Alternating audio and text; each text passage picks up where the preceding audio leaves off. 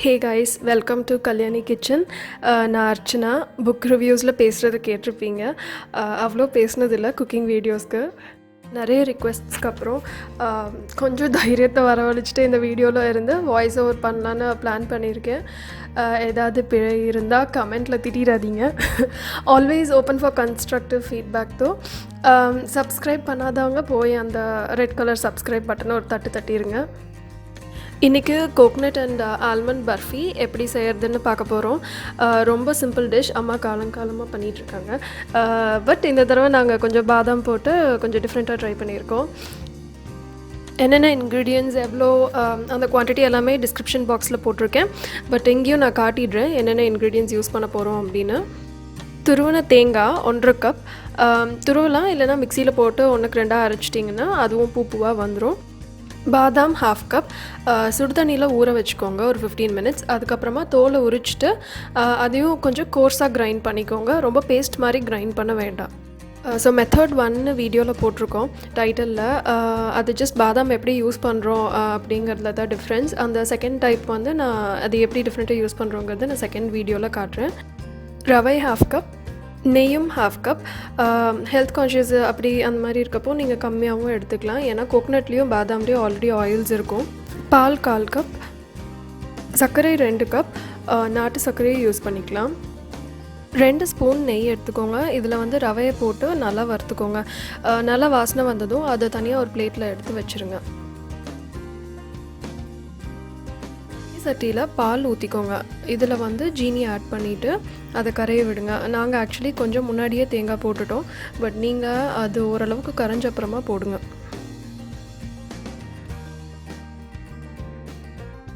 நல்லா கிளறி விட்டுட்டு கெட்டியானதும் அரைச்சி வச்சுருக்க பாதாமை சேர்க்கலாம். ஸோ நீங்கள் கிண்ட ஜீனியும் இலகி கொடுக்கும். தேங்காய் சேர்க்கறதுனால இந்த பர்ஃபி வந்து நம்ம ஒரு 2 to 3 டேஸ்க்குள்ளே முடிச்சிடணும். மேபி ஏர்டைட் கண்டெய்னரில் வச்சா ஒரு 4 to 5 days maximum. Trust me, 2 நாளில் காணாம போயிடும்.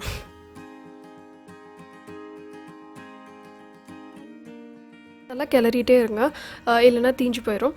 ஸோ ஒன்ஸ் ஜீனியும் கரைஞ்சப்புறம் நல்லா ஓரளவுக்கு குக் ஆயிடுச்சு அப்படிங்கிறப்போ நெய் சேர்த்துக்கோங்க.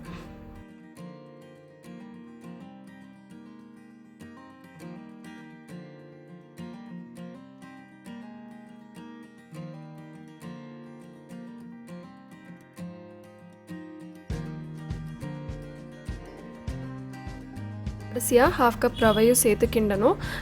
ரொம்ப ரவை வந்து குக் ஆகிடக்கூடாது.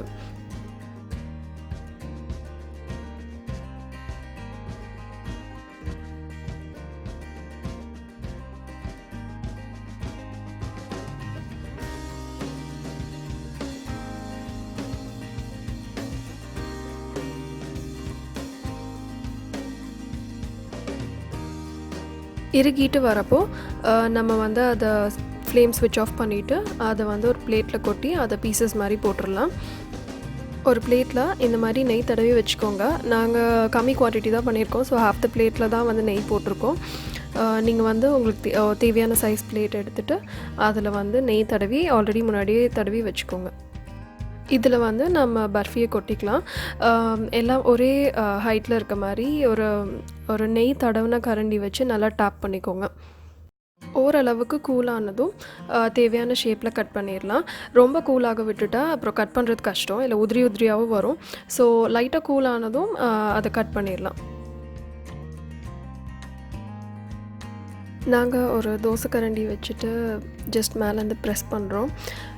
நீங்கள் வந்துட்டு எகெயின் தோசை கரண்டி இந்த மாதிரி ஃப்ளாட்டாக உங்கள்கிட்ட இருந்துச்சு அப்படின்னா, தின் அண்ட் ஃப்ளாட்டாக இருந்துச்சுன்னா நீங்கள் அதை யூஸ் பண்ணிக்கோங்க.